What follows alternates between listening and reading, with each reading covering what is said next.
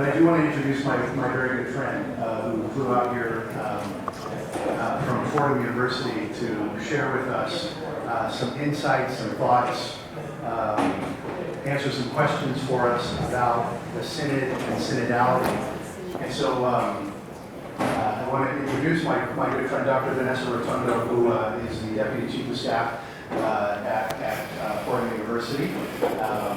She and I have a long friendship, but we chat quite a bit about different things that are going on in her life, in higher education, but also too in the church today. And so I just want to introduce her. She's going to tell you who she is and a little bit about how she got involved in this. But I just wanted to take a moment to thank her for coming and for your presentation today. So thank you, Vanessa.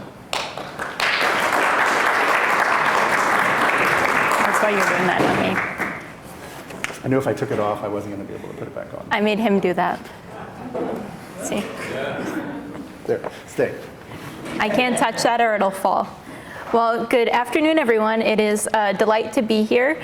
Thank you very much, Father Jerry, for the generous invitation. I'm excited to be with you all and to share a little bit about synodality and then hopefully leave you with some thoughts about what the process looked like at Fordham and kind of what we've got going on to see what are the ways that this parish could engage.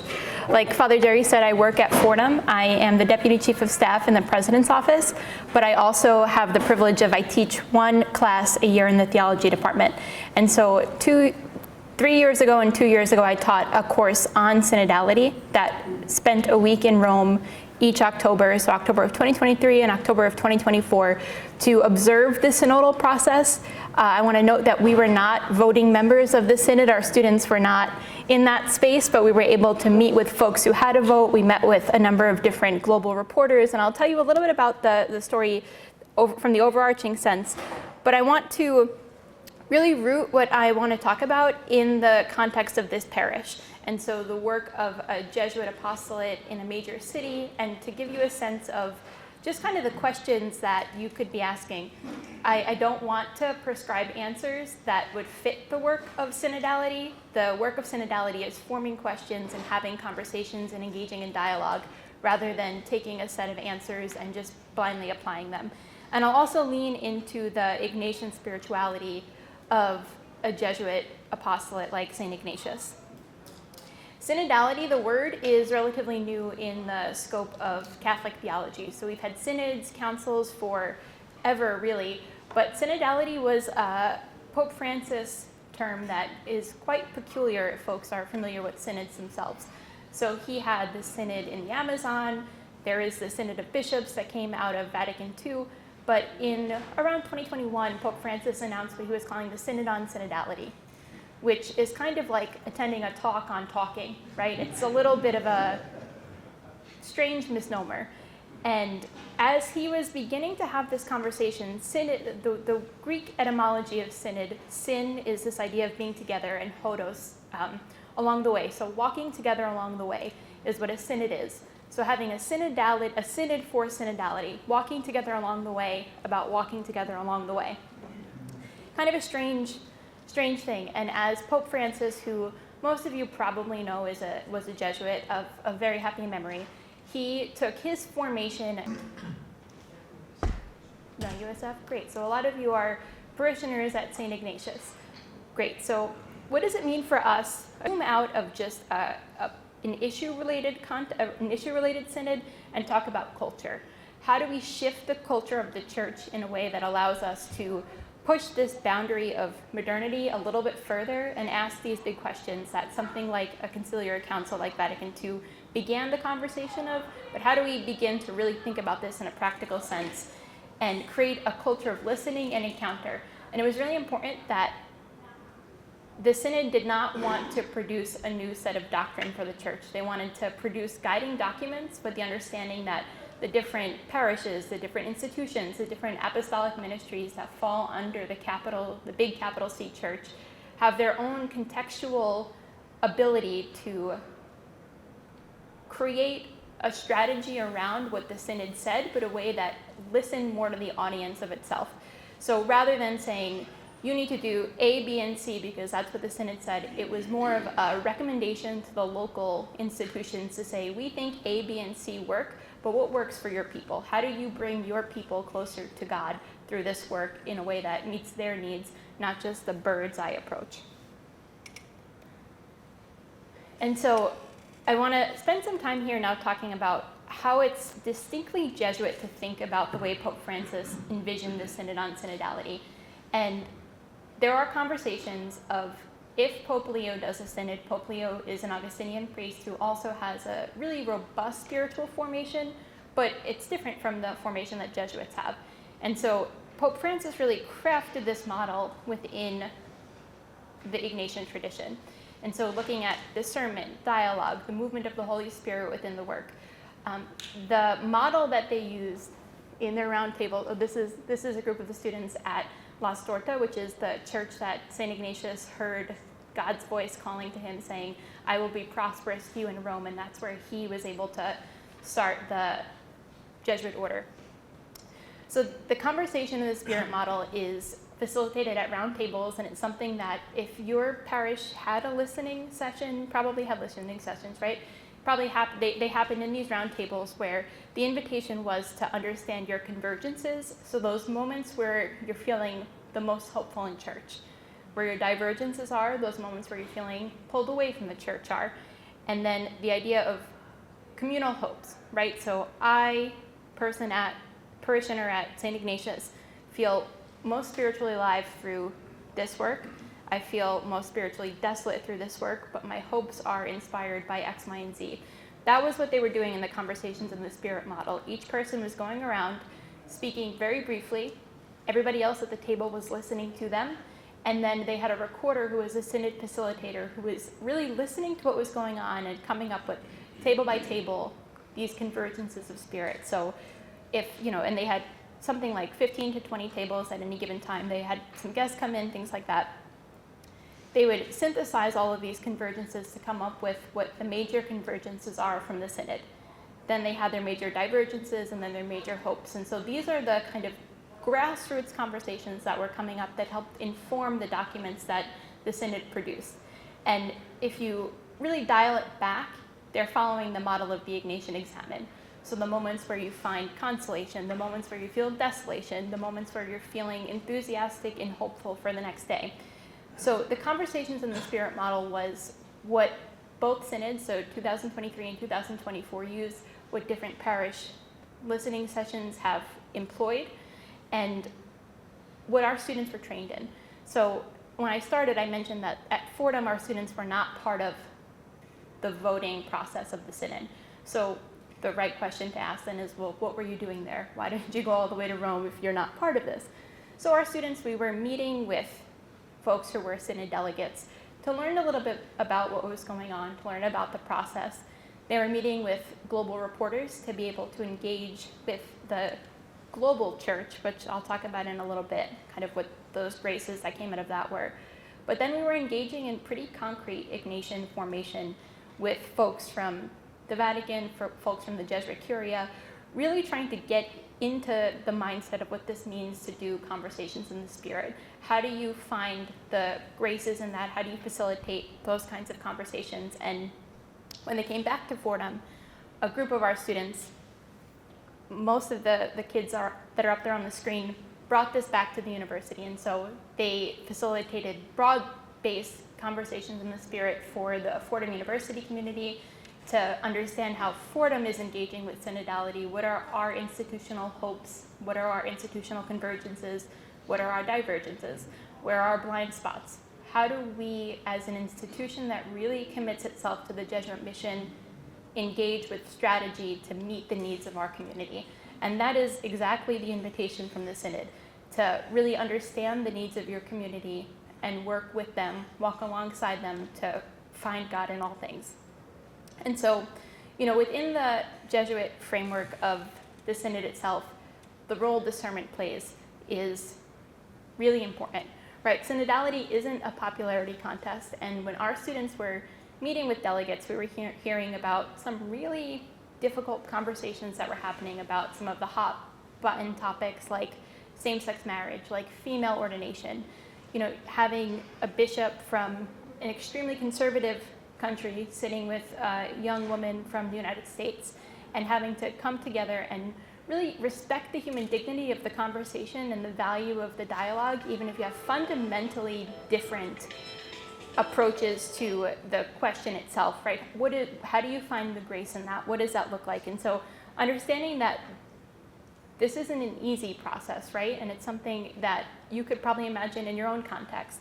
The differences of perspective coming around a table and wanting to come together and say, these are our communal convergences, our communal divergences, our communal hopes.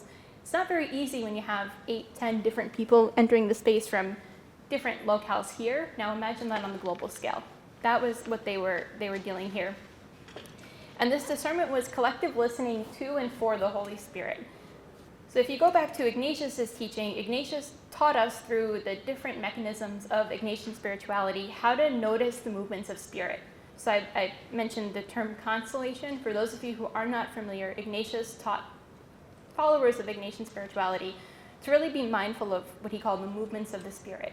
So constellation, from the Latin for sun, S-U-N, think bright, those moments that you feel most illuminated, those things, those people, those experiences that bring you to your best self, versus desolation, those moments that are pulling you away from the brightness, those moments that are draining you, right? So Ignatius taught us to notice that in Ignatian spirituality, and that's what the Synod is doing in a big scale way, with the hope of producing a vision that helps lead us in deeper faith, hope, and love.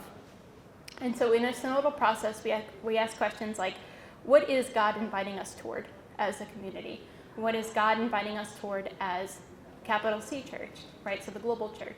What is God inviting us toward as lowercase c church, St. Ignatius Parish? What choices bring more life to the body of Christ in the work that we do? Where is the Spirit already moving among people who we often overlook? Discernment means we do not walk by opinion or power, we walk by the graces of the Spirit. And one of the key highlights was finding the moments of transformation. So, a delegate comes in with their pre-existing disposition toward women ordination, for example, and then they hear the graces that are being shared around the table. And that openness to really being moved by grace through the dialogue helps them be transformed. And so that kind of invitation and openness is really essential to doing this process right. The second part of Ignatian DNA I want to talk about is this idea of accompaniment. Right, so Ignatius and Ignatian spirituality really seeks to form companions. So the first Jesuits called themselves friends in the Lord. And that idea is really central to what synodality looks to do. So synodality insists that no one walks alone, right? So think of the roots of liberation theology, for those of you familiar, this idea of listening to real stories, not just the stereotypes or the ideas you have in your head, listening to the real stories of people from around the world and being open to that. Privileging those on the margins, giving them voices in spaces that they don't necessarily get that opportunity to, and really carrying another's joys and wounds. So listening to the real suffering of church, listening to the woman who spent her whole life hoping to be ordained and will not see it in her lifetime, but is hoping she's able to bring that hope that she carried decades ago to the younger women. Listening to the real suffering of the church and validating the human dignity within that. Synodality is a spirituality of companionship, where we walk at the pace of the most vulnerable because that's where Christ is walking. And then ultimately, synodality sees God present in every person and voice, right? So this idea, the Ignatian idea of finding God in all things.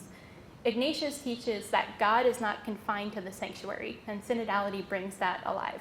God is already at work. So in the young adults who challenge the church, in immigrants who are searching for home, in women whose leadership is under-recognized, in those who left but are still longing for belonging in the global institution. And so if God can be found in all things, then God can certainly be found in all the people who we usually exclude from the decision-making. And synodality really roots itself in a grassroots approach to bringing these voices to light, to bringing these experiences to light. And so when this process began in 2021, it wasn't all right, bishops, buy your plane ticket to Rome kind of thing. It was okay, bishops, empower your local leaders to do these listening sessions, to come together as local apostolic works who know their people, know their places, and have these listening sessions to produce documents that get funneled up through church leadership in different places, that'll get funneled up through different countries, that will all make its way over to Rome for the Vatican leaders, synod leaders to really process before everybody comes to Rome. So there was about 2 years of this process of listening and really engaging with the questions, bringing together the diversity of voices, empowering young people in the process.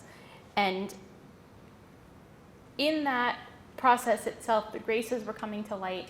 So when they got to Rome in 2023, they were able to have a framework of the global people of God to begin the conversations in the Spirit.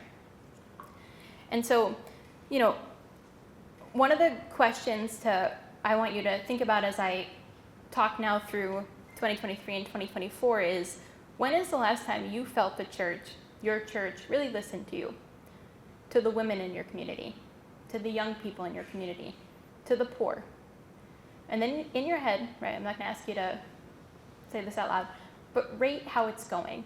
And honestly, really think about how your church is responding to the needs of its people.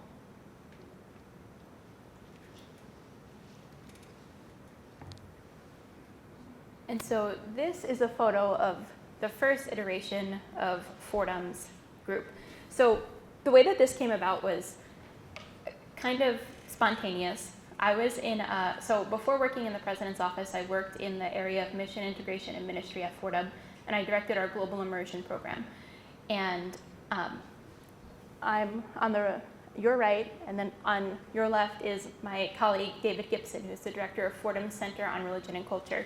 And David, in his previous lifetime before coming to Fordham, was a Vatican correspondent whose job was to cover synods. And so I had talked about it with him, just really to learn about what a synod was at this point. And we were in a meeting trying to come up with a strategic plan for our division. So we fell under the same division in mission. And our vice president said, the synod on synodality is happening. We talked about how strange of a term that was. He was like, I want us to engage programming about it. And so from across the room, I texted David and I was like, what if we take students to Rome to really engage with this on a global way, to understand the Catholic intellectual tradition in a new way? Like I teach theology, I could teach a course around this maybe. And immediately David replied, people really don't do that. And I was like, but what if we thought about this a little bit more concretely? And so we began kind of outlining what it could look like, really just dreaming together. And through a series of different meetings and conversations with people in Rome, the initial reaction was, this is kind of an out there idea, not something that people really do. You can't come to vote. There's no role for your students in this. But we did it anyway. And so I taught the first course in 2023 in response to Arturo Sosa, he is the Father General of the Jesuits. And he had said, our schools are called to cultivate a creative capacity to dream and imagine new endeavors that inspire hope. I'll read it again. Our Jesuit schools are called to cultivate a creative capacity to dream and imagine new endeavors that inspire hope. And so David and I kind of came together and felt like we were throwing putty at a wall and just seeing what stuck. Maybe we'll go to the Curia one day. Maybe we'll meet with some of your old colleagues at Vatican News. Maybe we'll go down to La Storta and see where Ignatius had his major transformation. And suddenly the days filled up, and we built this class, and it was funny because we were so no other school did this in 2023, and when we were going around trying to meeting with people and meeting with cardinals and things like that, the reaction was, why are you here? Like, this is great that you're doing this, but, maybe wait for a break. Our students had to get permission to not be in class for that whole week that they were there. We don't have a fall break. And when we came back to Fordham, we had a number of different platforms where we were able to share this. And so one group of students created a synodal art gallery where they met with different high schools and other Jesuit apostolic works in New York to invite the broader New York community that engages with the Catholic Church to produce some sort of art that represented church. They hosted an art gallery opening really a beautiful way to see how the 8th grader from a middle school in the Bronx understands church in juxtaposition to the, somebody in retirement home in Queens. What does church look like there? This big picture understanding of church from the New York lens was facilitated by a few students on the screen. Another group produced a video about what church looks like and met with different pastors across Manhattan and brought together a different angle of what church looks like. Some of them produced white papers. Really, they engaged their own Ignatian imaginations to understand what their gifts and graces are to create a project there. And so when Pope Francis announced that he was going to do another synod, we thought about running the class again, and it turned out that there were 31 other schools in the United States that were running courses similar. And so we had really helped understand what this synodality as a pedagogical tool looks like, how to invoke the conversations in the Spirit model within the context of our class. How do you create this conversation about global, local church within the tensions of an academic classroom? And so in 2024, there was a new onus towards this idea of global church. And some outcomes and themes, right? There's no new doctrine that came out of this. So it's not like Vatican II, which produced the Synod of Bishops, not like the Council of Nicaea, which helped produce the Nicene Creed. It was really this invitation into culture change. And it invited the church to understand the need for accountability and transparency and the desire for women in the laity to have greater leadership roles. On another slide, not the next slide, I have Sister Natalie Beckhart. Has anybody heard of Sister Natalie? She's the undersecretary of the synod. So Pope Francis was the one who called the synod. The person who ran it was a French sister who our students spent a lot of time with, and that's unheard of in the Catholic Church. It's always been the bishops run it, the cardinals run it. Having a French nun, who's a powerhouse as you can imagine, run a synod was unbelievable. And the synod really invited a call to engage those on the margins. So again, the immigrant crisis that we're having. I have not finished Pope Leo's new encyclical. I've read maybe half of it. But this idea of how do you focus in on the human dignity of the people that are disaffiliated, disaffected, and really center God's reality there. There's a really good quote that I'll read and then I'll tell you who it's from. So this person said, "I think that synodality is an attitude, an openness, a willingness to understand. Speaking of the church now, this means each and every member of the church has a voice and a role to play through prayer, reflection, through a process of dialogue and respect of one another. To bring people together and to understand that relationship, that interaction, that creating the opportunities of encounter is an important dimension of how we live our life as church." That was from a voting synod member named Cardinal Robert Prevost, who ended up becoming Pope Leo. And so there's heavy suspicion that he's going to call another synod to really understand how this culture of synodality continues, and really how do you elevate the hopes that came from these conversations? How do you respond to the disappointments in a way that doesn't invalidate but allows you to really critically understand the realities that the people are experiencing? When I was thinking about how to present this, I wanted to lean into the stories that my students found most transformative. And so, this is a photo taken with Father David McCallum, he's a Jesuit. He works at the Jesuit Curia in Rome. He does leadership formation for the Vatican broadly, but he was a synod facilitator so the way the days were structured, they were in Pope Paul VI audience hall from 9 to 1, and then from 4 to 7. So David, in his 1 to 4 break, which many people used for lunch, for whatever work that they had going on outside of the synod, or just like a break from these really intense conversations in the Spirit model, when we were there, David gave up one of those blocks each week to really spend time with our students and help train them in how to facilitate this model. And so we were in the Curia one day, and one of the students who's from Chicago was just sitting out in the front, and so we're in Rome, Chicago student, ended up running into a woman he knew tangentially from El Salvador, and they were speaking Spanish and really engaging with this authentic conversation about what brought them both to Rome, and really situating this idea of what does global church look like, right? In the middle of Rome, talking in Spanish to somebody who you knew, that came out of nowhere, and it ended up being really transformative for him to be able to say like how small of a world that was, that moment of, God presenting God's self to the student through this woman. But one of the more poignant stories, we also met with Father Orobator, who was a voting member. So David wasn't a voting member, Father Orobator was. And he very poignantly said that we don't need synodality.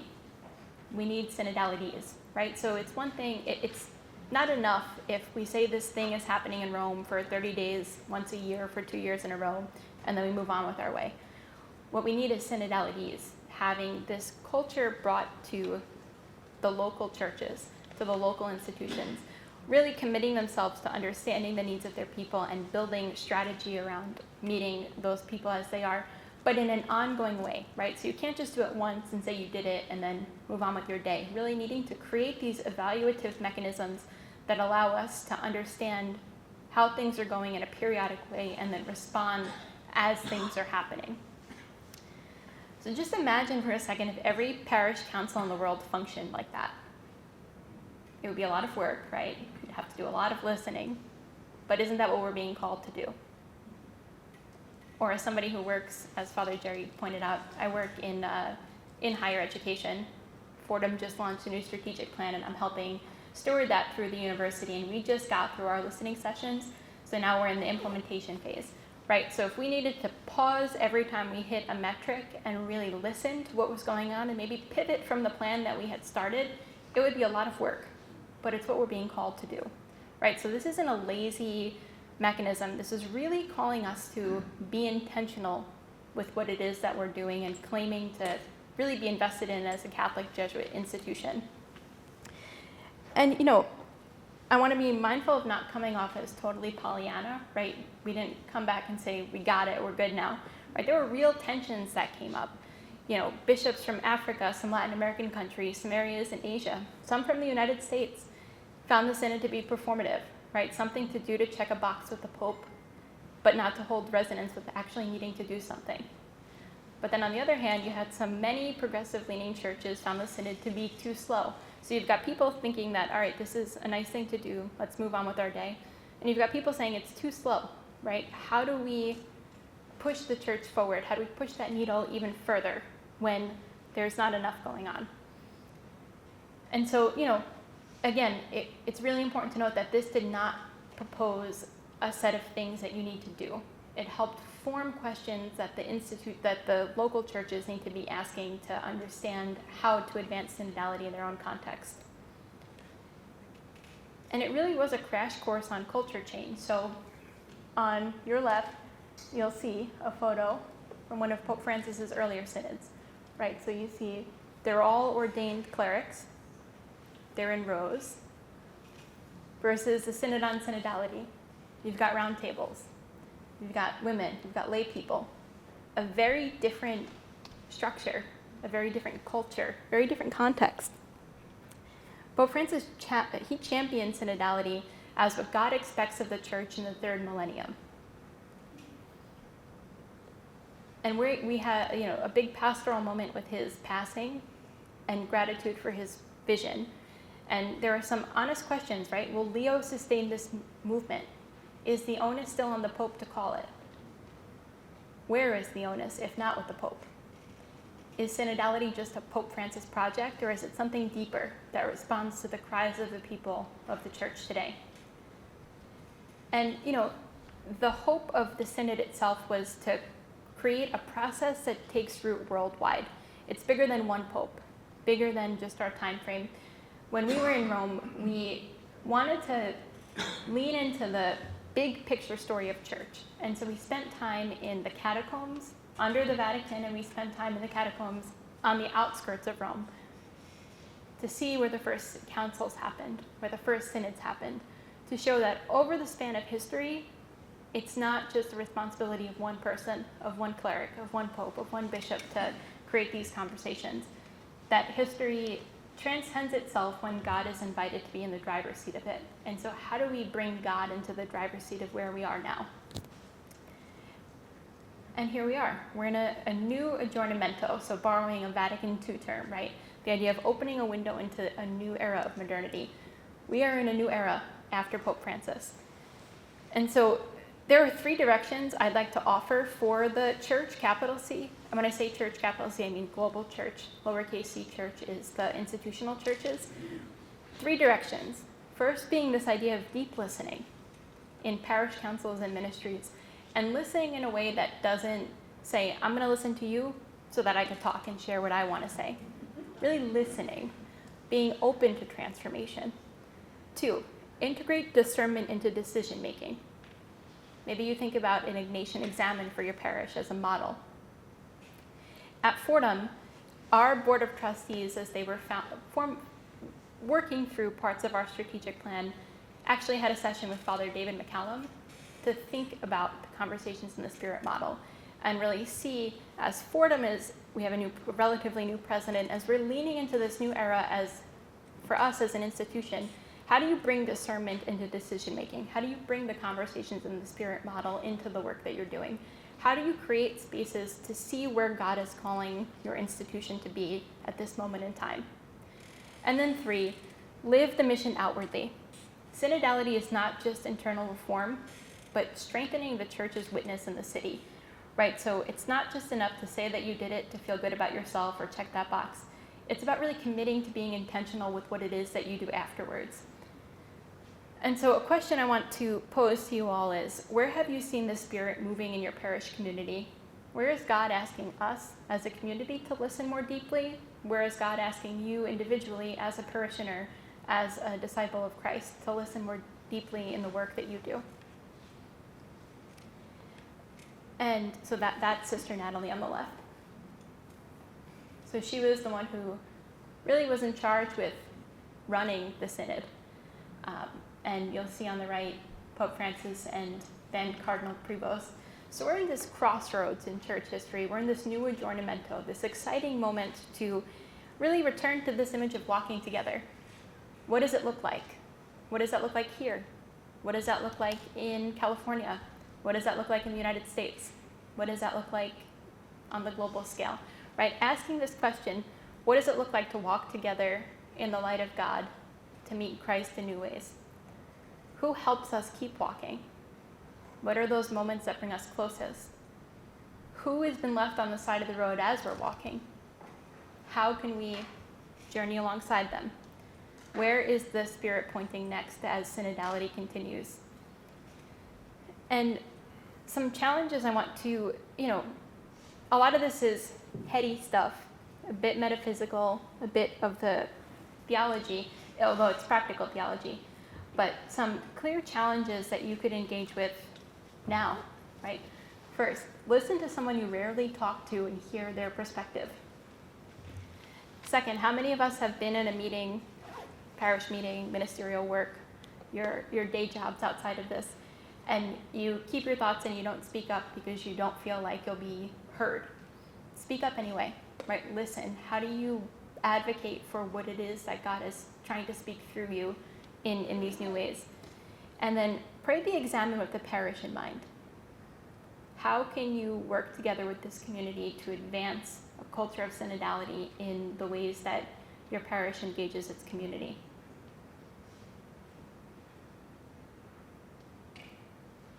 So where do we go from here?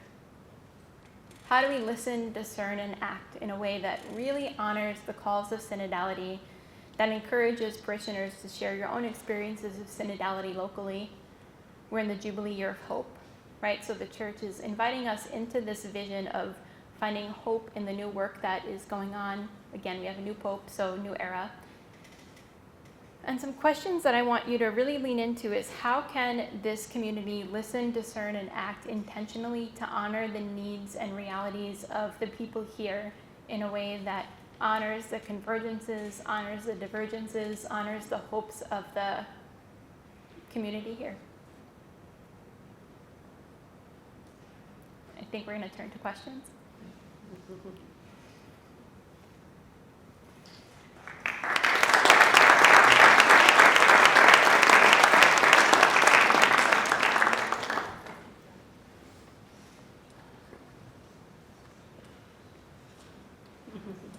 Yes.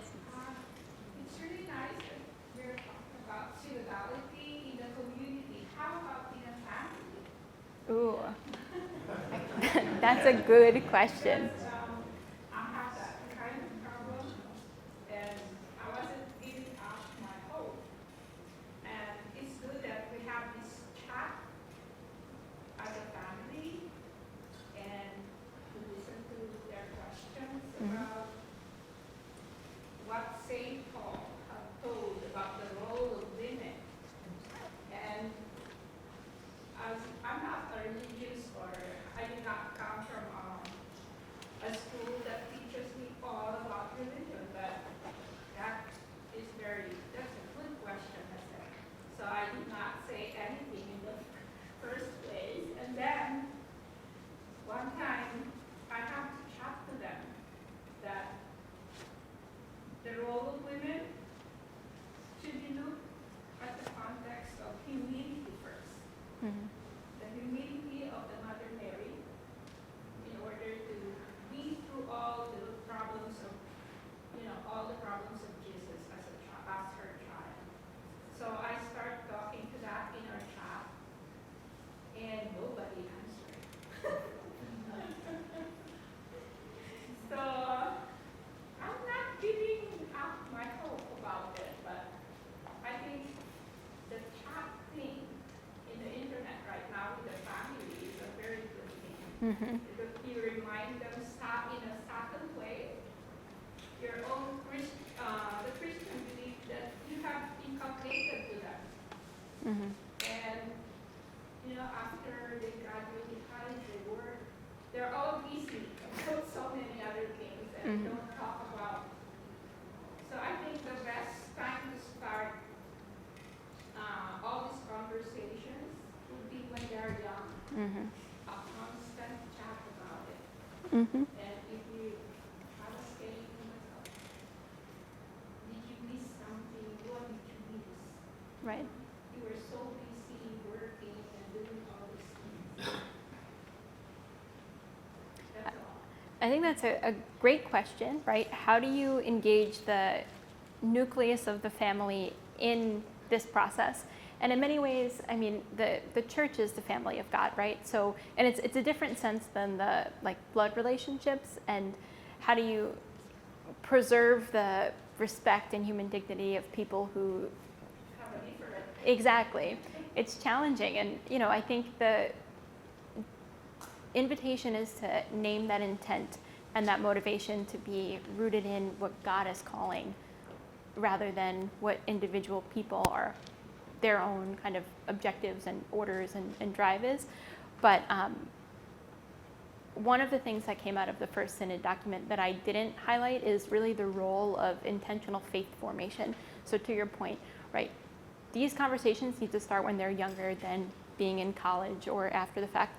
Now, a lot of the times, and I'm teaching freshman theology right now, a lot of my students they were Catholic, now they're not anymore. And they're hopefully going to engage with the university to come back to whatever faith it is that they're being called to. But to your point of really creating robust faith formation programs earlier is essential to the work that the apostolic church is being called to right now.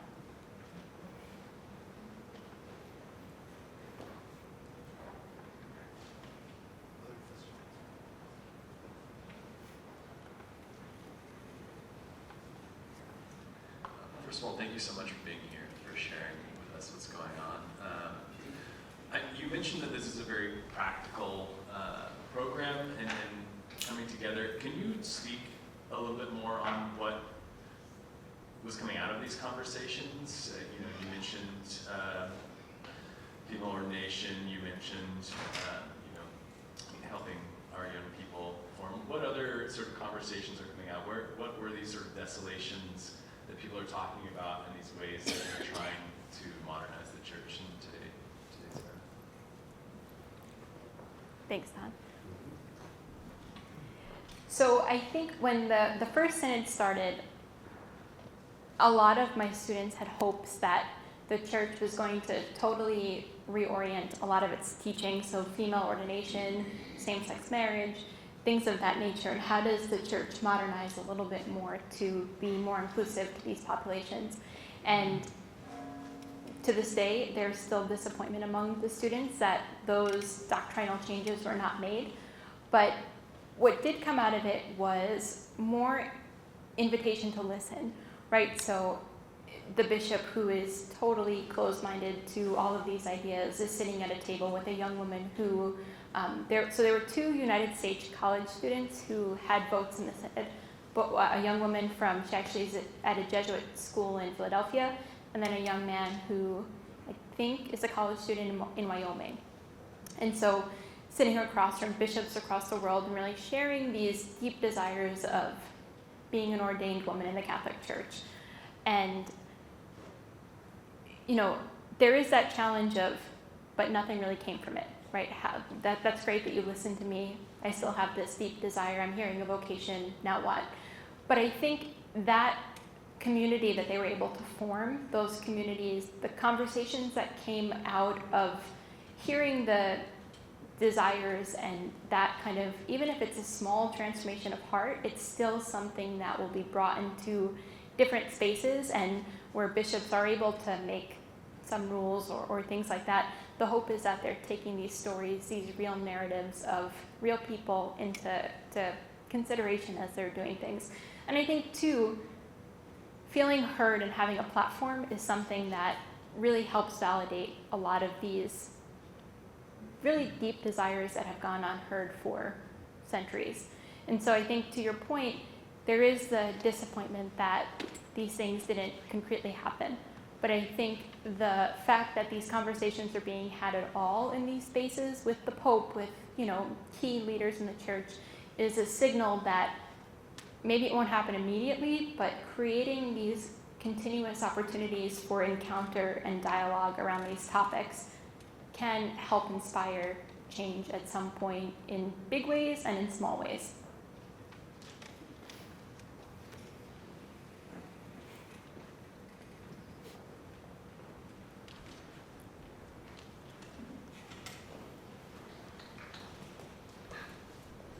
Thank you very much. I have a question that focuses on San Francisco, and I don't know if you find this back in the East Coast where you're from, but in San Francisco we have a variety of, pastoral associates who come from various parts of the world, really. For example, in San Francisco, from the Philippines, from Africa, and a lot of times I feel that there's almost several layers of culture because some of the individuals that I have gone to a parish in San Francisco have been from the Philippines and then from Africa.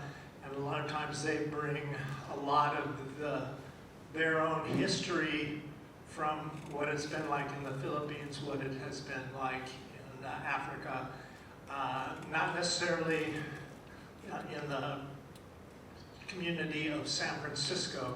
So how do you find that in some of the contexts that you've come up with?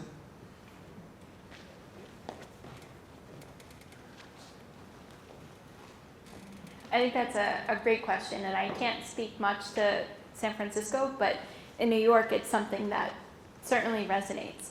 And, it's easier to speak from my own context because that's what I know. I think the way that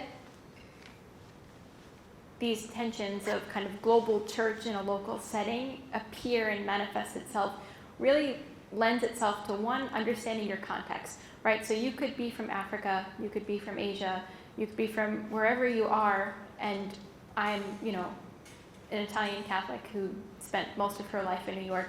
we're in New York together. So one, understanding the context that you're in is really essential to this idea of mutual listening, mutual dialogue.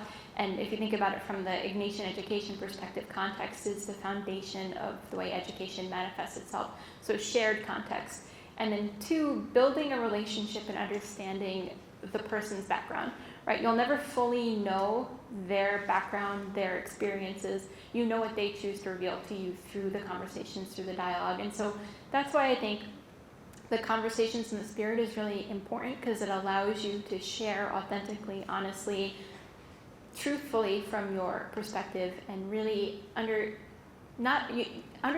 but listening, right? So you don't have to fully understand what it is that this person is saying, but listening and seeing the graces in it, what they're sharing, and kind of finding ways to find God in these experiences. And then ultimately, the challenging point that you note is, how do you kind of get everybody on the same team to move something forward for the greater glory? And I think what I've found to be successful is, how do you root your strategy, your orders of priorities in a way that isn't just about me or you, but about something that's for the greater glory of the work that we're trying to accomplish together. I think that's what Synodality is trying to create, right? This shared vision of walking together for the greater glory of God.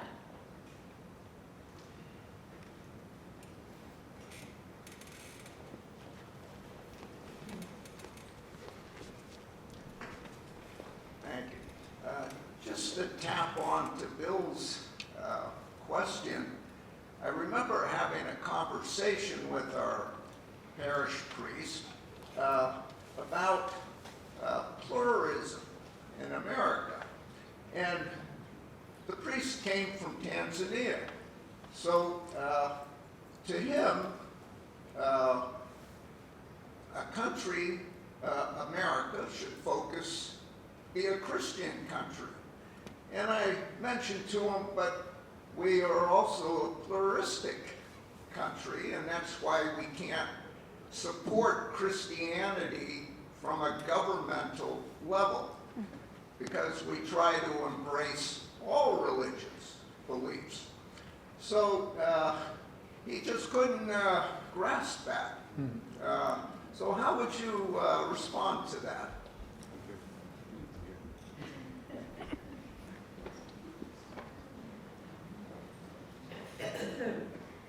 That's a tough question, but I think a prompt one for the reality of the world, right? And we are, I think 2 days away from the 50th anniversary of Nostra Aetate, a document from Vatican II which sought to invite more religious acceptance of different faiths and different traditions into the way that the culture of the United States, the church, capital C church is. Now, do I think that we've fully gotten it right? No. And I think, to your point, there's a lot of growth that needs to happen even within the context of the Catholic Church. But I think, how do you listen, learn to the extent that you're able to, the differences of what's going on, of different perspectives, and then again, really rooting everything in the service and the greater glory of what God is calling each, person to be and do in the work that you're sharing together. And it could be a very concrete, like, I work with this person and need to deliver on X goals, or it could be a bigger picture of how do we walk alongside each other in different perspectives, different faiths, different traditions, to what it is that we understand God to be and God to look like in our own ways and manners.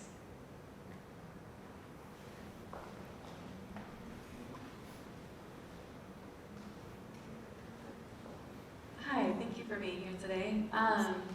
One question I wanted to ask is whether you have a good impression of how many people from outside the Catholic Church's context were sharing at the Synod. So people that aren't Catholic, but are still impacted by the presence of the Church in the world, or maybe were Catholic but aren't anymore and really have a lot of hurt and resentment towards the role of the Catholic Church in your life. What was the percentage or involvement of that group of people?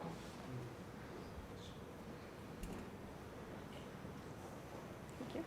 That's a great question. So there were some people who were not Catholic who had votes in the Synod, to create, again, a more inclusive church. I don't know the exact numbers, but I know it was a small percentage. The first year I taught this course, I went with 11 students, 10 of whom were Catholic. The 11th was Christian in a different denomination. Second time I taught this, I had 3 Catholics. Everybody else was across the board, anything you could imagine. And so they had really robust conversations about how can I, a student who practices Buddhism, still engage with the Synod? How can I, a Jewish student, engage with this? And so on the micro level, we were having those really rich conversations about what it means to be interfaith in this synodal space.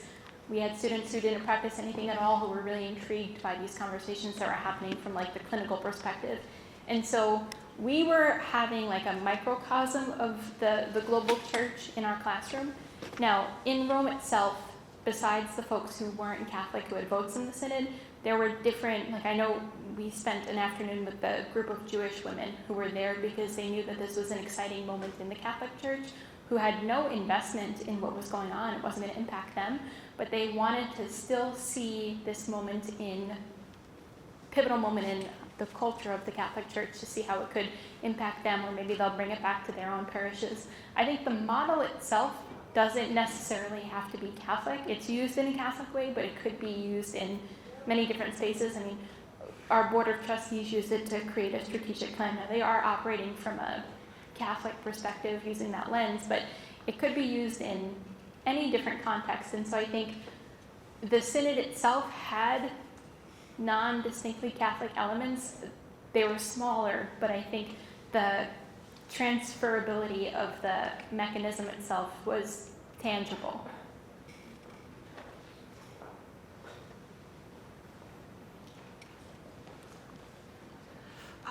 Thank you for your expertise. I'm just wondering if you have any like tangible advice for folks who are honestly just tired of listening or having, at least in my experience, like cis men telling me what it is to be a woman. Like, how am I supposed to be invited to continue to listen to these conversations?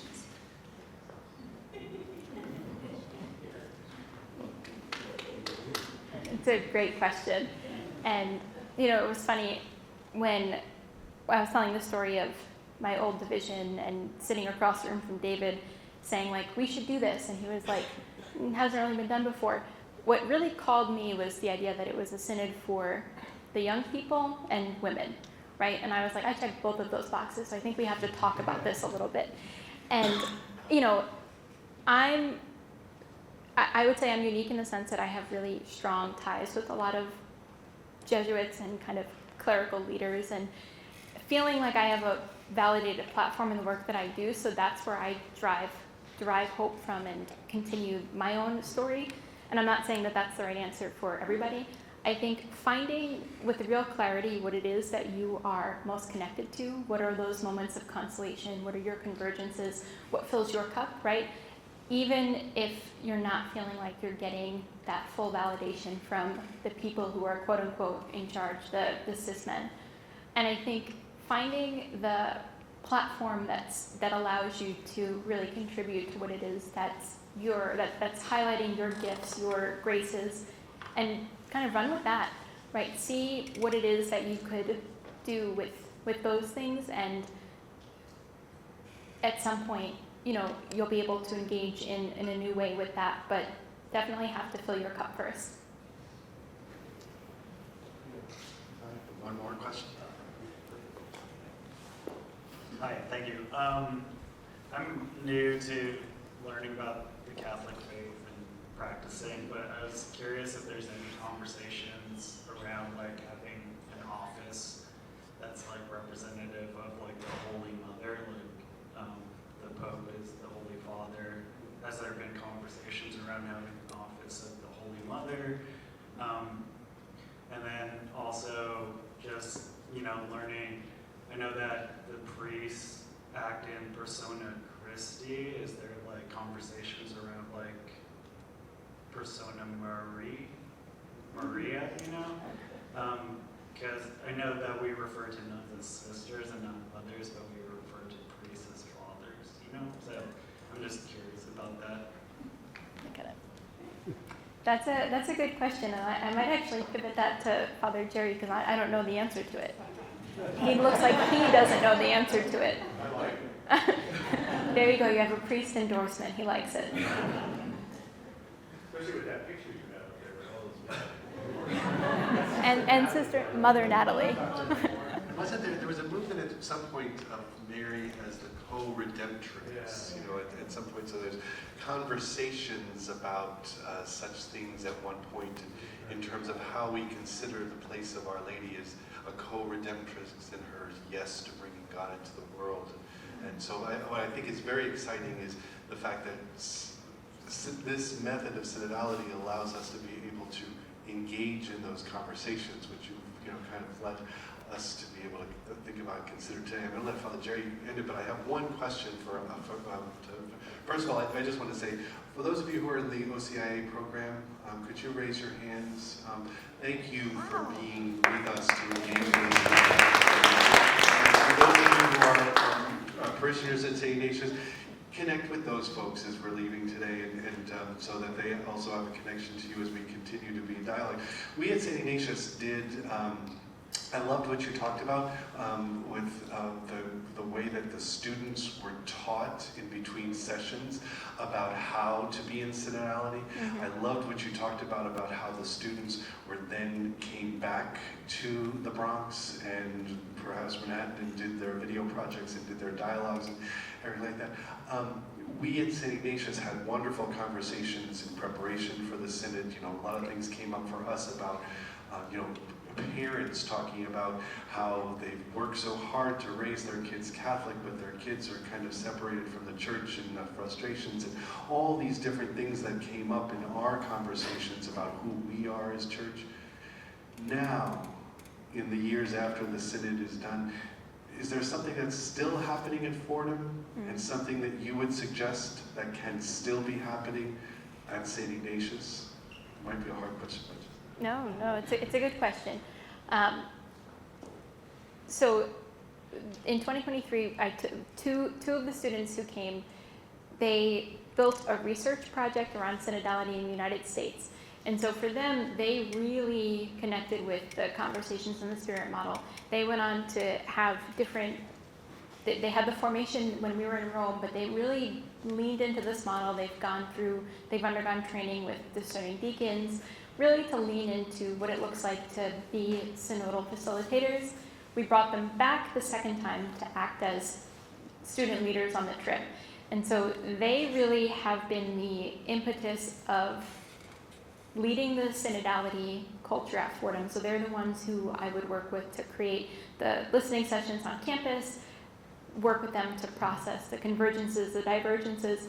Now, I think it's a tougher question for me because I transitioned out of student-facing work into the president's office in between synods, so I can't really speak in the direct way about what's going on, but I know the students are still, they're seniors this year, and I met with them at the start of the academic year, and they lead like a Christian life community where they lean into the conversations in the Spirit model. They work with our local Catholic worker where they still facilitate these informal and formal ways with what opportunities they have. They're retreat leaders, so they're bringing it into all the different spaces and finding ways to reimagine and reinvent the conversations in the Spirit model to fit the needs of the different populations. And so I think it's still in existence. The challenge that I think our folks who are in student and the professional staff there now have is how do you instill that in somebody who's not graduating? How do you kind of form that in younger leaders so that it doesn't disintegrate when these two students leave? But I think it's still happening, and it's really exciting to see them borrowing this imagination that, from the quote of Arturo Sosa I read earlier, how do you kind of reinvent this process in new ways to meet the needs of different populations? Thank you, Dr. Rotundo. The challenge for me in what I was listening to is how do I, as a Jesuit priest here, how do I continue bringing to light what I really enjoyed hearing was how connected the synodality is to Ignatian spirituality, and how you beautifully tied it into discernment and to accompaniment and the different ways, especially the examen, how we can pray the examen together as a community and listening to one another through that prayer. So the challenge for me is that how can I bring Ignatian spirituality more alive here at our Ignatian Parish. So thank you for being here, and I hope you'll come back. And we'll maybe do part 2 as the church continues to grow and we see where we're going with this new Aggiornamento. So thank you for being here, and